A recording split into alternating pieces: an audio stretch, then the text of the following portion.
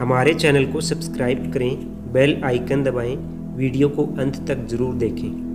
परिवार की अच्छी एवं सच्ची बातें। रिश्ते ऐसे बनाओ कि जिसमें शब्द कम और समझ ज़्यादा हो, झगड़े कम और नज़रिया ज़्यादा हो। प्यार इंसान से करो, उसकी आदत से नहीं। रूठो उनकी बातों से मगर उनसे नहीं। भूलो उनकी गलतियाँ पर उन्हें नहीं, क्योंकि रिश्तों से बढ़कर कुछ नहीं। रिश्ता दिल से होना चाहिए, शब्दों से नहीं। नाराज़गी शब्दों में होनी चाहिए, दिल में नहीं। अहम दिखाकर रिश्ते को तोड़ने से अच्छा है कि माफ़ी मांगकर रिश्ता निभाया जाए। अपने परिवार से हमेशा जुड़े रहना, क्योंकि पत्ते सिर्फ पेड़ों पर ही सुरक्षित रहते हैं। टूटे हुए पत्ते को अक्सर जला दिया जाता है। अच्छा दिल और अच्छा स्वभाव आवश्यक है। अच्छे दिल से कई रिश्ते बनेंगे और अच्छे स्वभाव से जीवन भर टिकेंगे। समय दुनिया का सबसे शक्तिशाली बल है। समय को बर्बाद करना मतलब खुद को बर्बाद करना है। जीवन में कुछ भी स्थायी नहीं है, इसलिए हर अनुभव का आनंद लेना चाहिए जब तक कि यह जीवन है।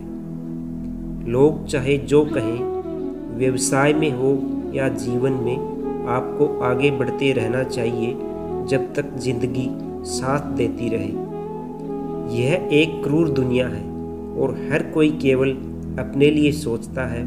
कभी किसी पर अंधाधुंध भरोसा नहीं करना चाहिए। दुनिया में कोई भी चीज़ मुफ्त में नहीं मिलती। ज़्यादातर अच्छे कामों और अच्छे एहसानों के पीछे उनका एक मकसद ज़रूर होता है। एक बार बोले गए शब्दों को वापस नहीं लिया जा सकता है। कुछ भी बोलने से पहले एक बार ज़रूर सोचना चाहिए। आजकल की दुनिया में पैसा महत्व रखता है। बिन पैसों के आप कुछ भी नहीं हैं। उम्मीदें आहत होती हैं। यह लोगों से अपेक्षाएं या खुद से अपेक्षाएं होती हैं। जैसे जैसे आप बड़े होते हैं, चेहरे की मुस्कुराहट नकली हो जाती है। दुनिया में केवल बच्चों के पास सबसे वास्तविक और भावनाएं होती हैं। आपको संतुष्ट और खुश रहने के लिए सीखने की ज़रूरत है, और यह कला दुनिया में हर किसी को सीखनी चाहिए। आखिर जीवन में इतनी समस्याएं क्यों आती हैं? आइए दोस्तों, एक कहानी के माध्यम से मैं ये बताऊंगा। एक बार एक किसान भगवान पर गुस्सा हो गया। उसने भगवान से क्रुद्ध वाणी में कहा कि आपको पता भी है कि फसल को पैदा करने में कितनी मेहनत करनी पड़ती है, और आप हो कि जब चाहे तब बारिश कर दे रहे हो। हम पर कुछ तो दया करो। ईश्वर ने कहा। उस किसान को परम ज्ञान देने की सोची और किसान से मुस्कुराते हुए बोले, हे बालक, आज से मौसम की सारी गतिविधियों को तुम खुद नियंत्रित करोगे। जब चाहोगे तब बारिश होगी और जब चाहोगे ओले गिरेंगे। किसान ने फसल बोई, जब चाहा बरसात हुई और जब चाहे तब धूप हुई। ओले, बाढ़ और आंधी को तो आने ही नहीं दिया।